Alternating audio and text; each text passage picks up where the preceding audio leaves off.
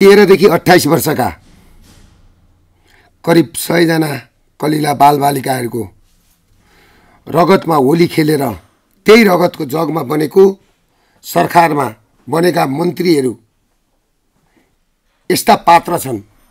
तपाईहरुले राम्ररी बुझ्नु होला।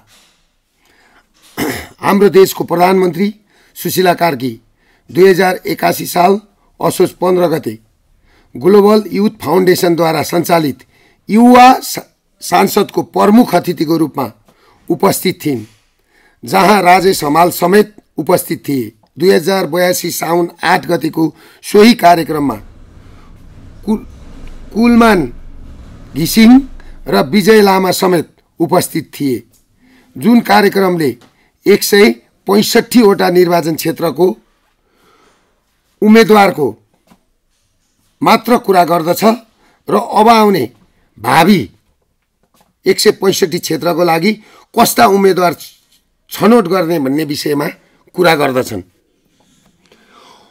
अब हाम्रो गृहमन्त्री ओम प्रकाश अर्याल गोविन्द केसीका त वकिल हुन्, बालेनका पनि वकिल हुन्, कानुनी सल्लाहकार हुन् र जुरी नेपालका एडभोकेट र 2024 मा IRI संस्थाबाट जुरी नेपालमा पैसा आएको उनीहरुकै वेबसाइटमा छ।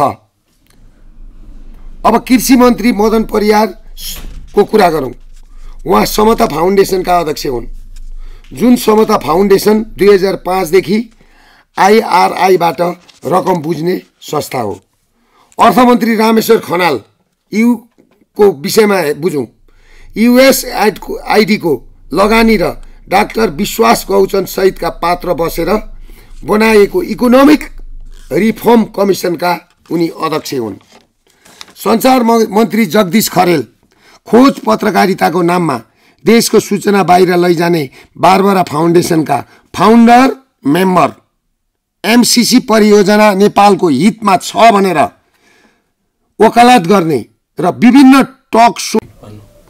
अर्थमन्त्री रामेश्वर खनाल USAID को लगानी र डाक्टर विश्वास गौचन सहितका पात्र बसेर बनाइएको इकोनोमिक रिफर्म कमिसनका अध्यक्ष पनि हुन्। सञ्चार मन्त्री जगदीश खरेल खोज पत्रकारिताको नाममा देशको सूचना बाहिर लैजाने बारबरा फाउन्डेसनका फाउन्डर मेम्बर र MCC परियोजना नेपालको हितमा छ भनेर वकालत गर्ने र विभिन्न टक शो सञ्चालन गर्ने र सोही विषयमा थेसिस गरेका एकमात्र ठूला पात्र हुन्। ऊर्जा मन्त्री कुलमान घिसिङ MCC परियोजना छनौट गर्ने कमिटीमा संलग्न तथा MCA प्रस्ताव गर्ने मुख्य योजनाकार र मुख्य पात्र हुन्। MCA भनेको चाहिँ अब सेना भित्र्याउने परियोजनामा पर्छ, यो पनि बुझ्नु होला। अमेरिकन सेना भित्र्याउने योजनामा पर्छ। USYC र ग्लोबल युथ फाउन्डेसनको युवा 165 क्षेत्रका सांसद शपथ ग्रहण कार्यक्रमका प्रमुख अतिथि समेत हुन् कुलमान घिसिङज्यू। उद्योग मन्त्री अनिल कुमार सिन्हा साग ल नेपालमा आबद्ध पूर्व न्यायाधीश हुन्। बिर्सन नहुने, नेपाल अहिले साग राष्ट्रको अध्यक्ष हो र यो भारतको सबैभन्दा ठुलो टाउको दुखाइको विषय यही साग बनेको छ र यसलाई अनिल कुमार सिन्हा बिउताएर भारतमाथि नै प्रहार गर्न चाहन्छन्।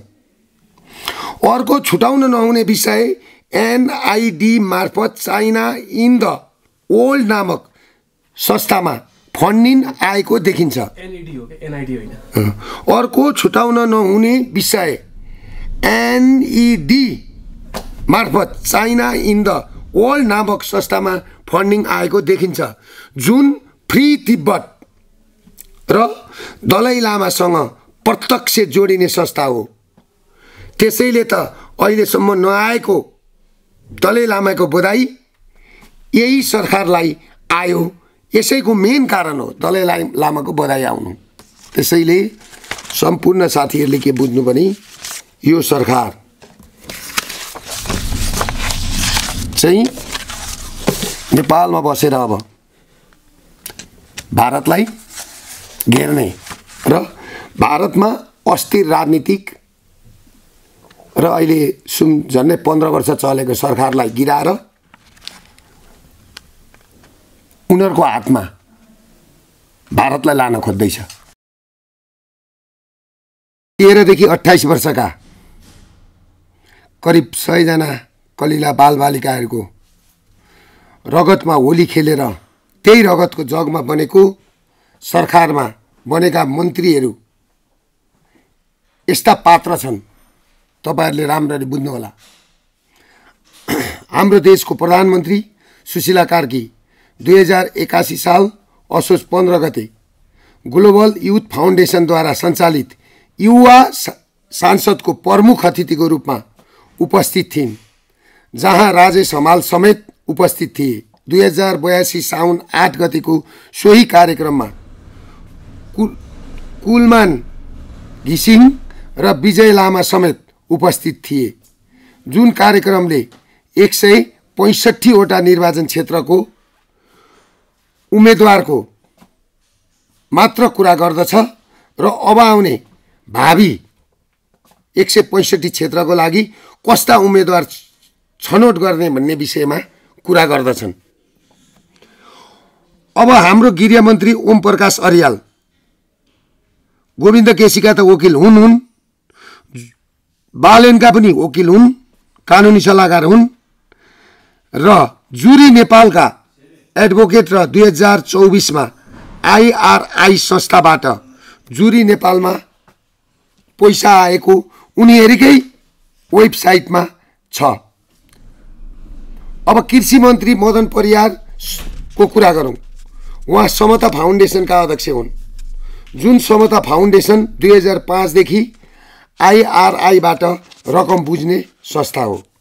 अर्थमन्त्री रामेश्वर खनाल यू को विषयमा बुझौं। USAID को लगानी र डाक्टर विश्वास गौचन सहितका पात्र बसेर बनाएको इकोनोमिक रिफर्म कमिसनका उनी अध्यक्ष हुन्। सञ्चार मन्त्री जगदीश खरेल खोज पत्रकारिताको नाममा देशको सूचना बाहिर लैजाने बारबरा फाउन्डेसनका फाउन्डर मेम्बर, MCC परियोजना नेपालको हितमा छ भनेर वकालत गर्ने र विभिन्न टक शो। अर्थमन्त्री रामेश्वर खनाल USAID को लगानी र डाक्टर विश्वास गौचन सहितका पात्र बसेर बनाइएको इकोनोमिक रिफर्म कमिसनका अध्यक्ष पनि हुन्। सञ्चार मन्त्री जगदीश खरेल खोज पत्रकारिताको नाममा देशको सूचना बाहिर लैजाने बारबरा फाउन्डेसनका फाउन्डर मेम्बर र MCC परियोजना नेपालको हितमा छ भनेर वकालत गर्ने र विभिन्न टक शो सञ्चालन गर्ने र सोही विषयमा थेसिस गरेका एकमात्र ठूला पात्र हुन्। ऊर्जा मन्त्री कुलमान घिसिङ MCC परियोजना छनौट गर्ने कमिटीमा संलग्न तथा MCA प्रस्ताव गर्ने मुख्य योजनाकार र मुख्य पात्र हुन्। MCA भनेको चाहिँ अब सेना भित्र्याउने परियोजनामा पर्छ, यो पनि बुझ्नु होला। अमेरिकन सेना भित्र्याउने योजनामा पर्छ। USYC र ग्लोबल युथ फाउन्डेसनको युवा 165 क्षेत्रका सांसद शपथ ग्रहण कार्यक्रमका प्रमुख अतिथि समेत हुन् कुलमान घिसिङज्यू। उद्योग मन्त्री अनिल कुमार सिन्हा साग ल नेपालमा आबद्ध पूर्व न्यायाधीश हुन्। बिर्सन नहुने, नेपाल अहिले साग राष्ट्रको अध्यक्ष हो र यो भारतको सबैभन्दा ठुलो टाउको दुखाइको विषय यही साग बनेको छ र यसलाई अनिल कुमार सिन्हा बिउताएर भारतमाथि नै प्रहार गर्न चाहन्छन्। अर्को छुटाउन नहुने विषय NID मार्फत चाइना इन द वर्ल्ड नामक संस्थामा फन्डिङ आएको देखिन्छ। NID होइन। अर्को छुटाउन नहुने विषय NED मार्फत चाइना इन द वर्ल्ड नामक संस्थामा फन्डिङ आएको देखिन्छ, जुन फ्री तिब्बत र दलाई लामासँग प्रत्यक्ष जोडिने संस्था हो। त्यसैले त अहिलेसम्म नआएको दलाई लामाको बधाई यही सरकारलाई आयो। यसैको मेन कारण हो दलाई लामाको बधाई आउनु। त्यसैले सम्पूर्ण साथीहरूले के बुझ्नु भने यो सरकार चाहिँ नेपालमा बसेर अब भारतलाई घेर्ने र भारतमा अस्थिर राजनीतिक र अहिले झन्डै 15 वर्ष चलेको सरकारलाई गिराएर उनीहरूको हातमा भारतलाई लान खोज्दैछ।